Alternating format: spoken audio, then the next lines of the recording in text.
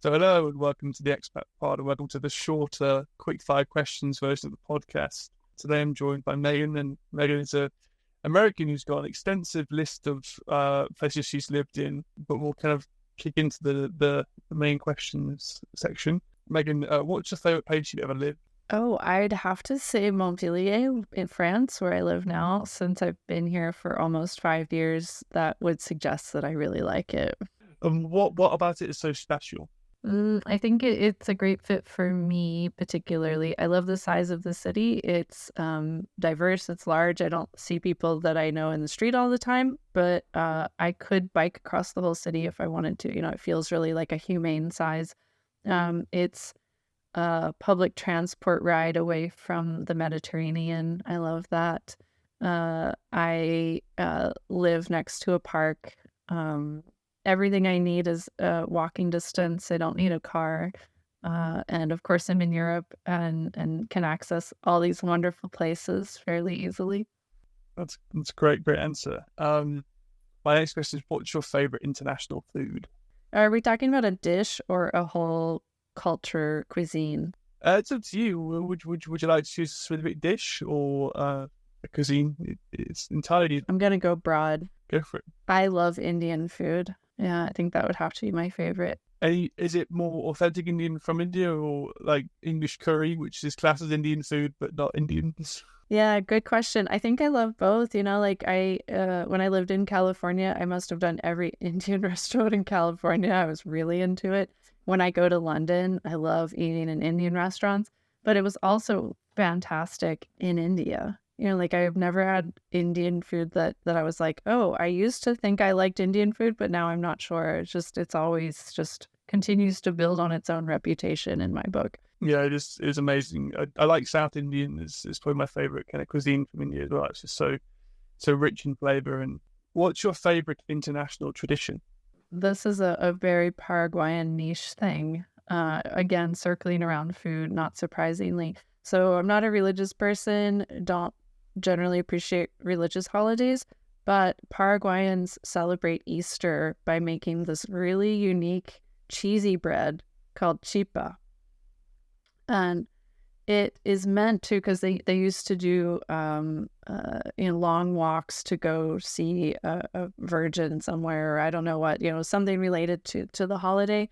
And so they needed food that wouldn't perish, that they could carry with them easily, that lasted in the heat and the humidity and everything. And this, I say bread, but it's like equal parts cheese, egg, and corn flour with some pig fat and some anise and a few other random things mixed in. It's so yummy. And they cook it in a brick oven. And they make loads of it. Like a family will make like 20 kilos. They get really proud. They kind of like, there's like bragging rights on, how many eggs. Like, I have 65 eggs for my chippa this year, or like how many kilos of flour they're going to put in it. And it's just like, it is this huge operation that involves these massive bins. They don't even use bowls. It's like these proper bins that they mix it in. And it's just a blast. I love it. I only go to Paraguay during that week of the year. Oh, I need to try some now. The closest thing I think was a cheese scone. There's like all I can think of which might be similar, but I'm sure it's much different. No. In Brazil they make something similar. It's much more. It's tamed down, but I've seen it around in Brazil. And what's your favorite thing about living abroad? I love speaking a foreign language. I love seeing who I am in another language. When I was living in California and I, had a good life, I found myself at the end of the day regretting that I had lived that day in English. Not that I dislike English, I can express myself better in English than any other language, but there's something really fun about seeing who I am and how I live in another language. That's my favorite part.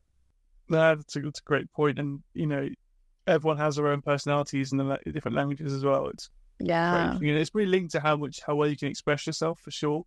Don't even try arguing in a second language, but I'm pretty sure it's probably not easy to do. And It's probably a reason why there's a lot of... I can argue, but joking is so hard. Also, yeah, comedy is when you know you've become fluent, right? If you can... Yeah, totally. Get comedy.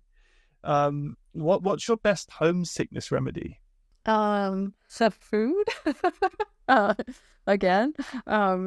Yeah, I tend to make autumnal American treats. I think the Thanksgiving is the only thing that really I miss about the US, and so I'll make myself a pumpkin pie or apple butter or something pumpkin flavored, and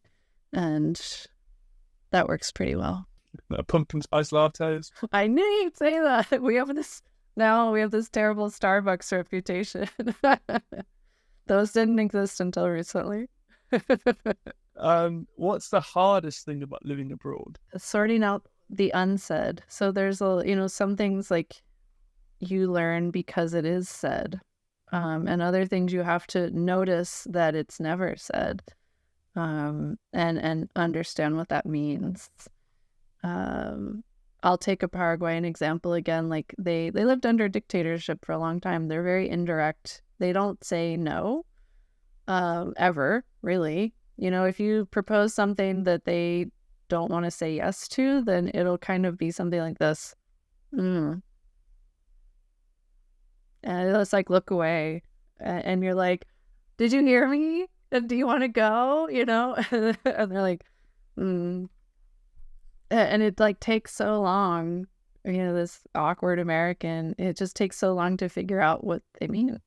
And that's a simple example, obviously. Like there's things that we don't say because we consider them rude. Like in the US, we say the N-word, we would never say the word. And in France, they say it because they hear it in music and it doesn't carry all the horrible connotations that it does for us. And it's very upsetting to me, but it's not upsetting to them.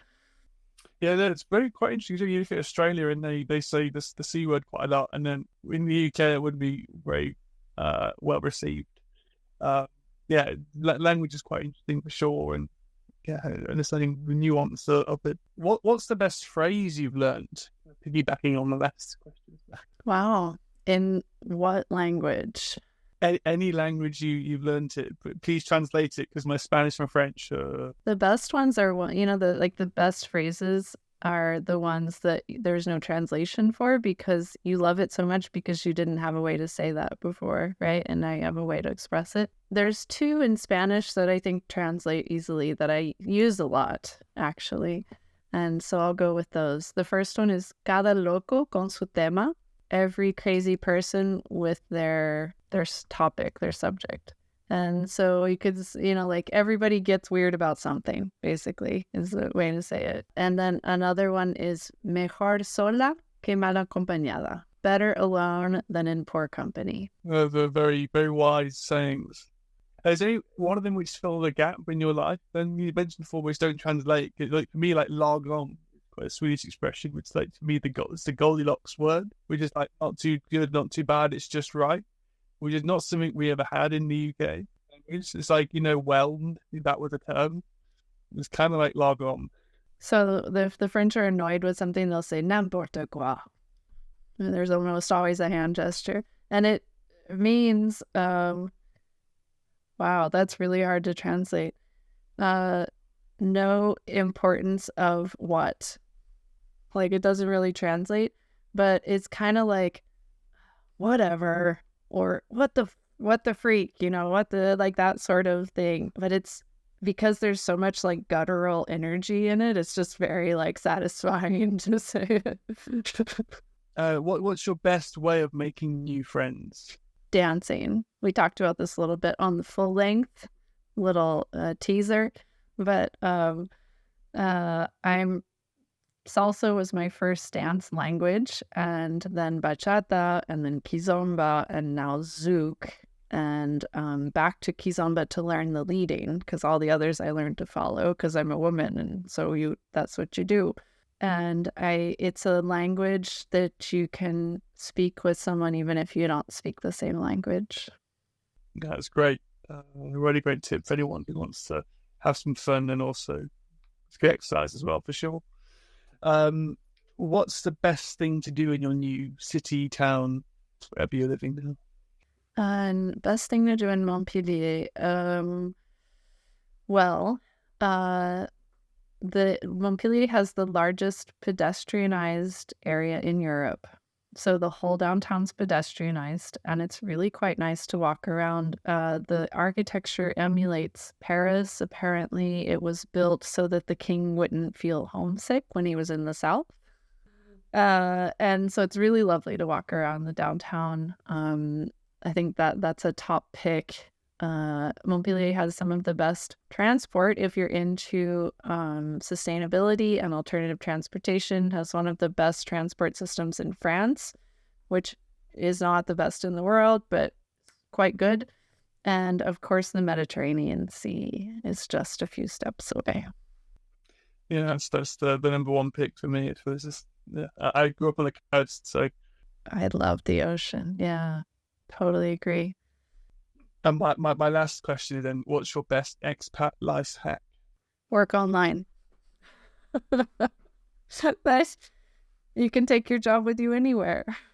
Yeah, it's very true. I think being remote is such a wonderful thing. And COVID's definitely amplified or accelerated the transition to fully remote working, which, gives you the freedom, providing your company is happy with you being abroad and there's no tax implications. I know you're getting paid in some currencies. It's difficult to live abroad, but yeah, definitely some legal stuff to work out. But I was doing it before it was cool, pre-COVID, and it was possible. So I think it's doable. There's more nomad visas now than ever. Well, thank you for your time, Megan. I really appreciate your answers and your openness to share as well. It's very wonderful to have. I'm very blessed to have such great guests like yourself and who've had such rich experiences and ups and downs and have shared it all with me and everyone else listening and watching. So thank you, and as always, we'll see you next time for the Expat Pod.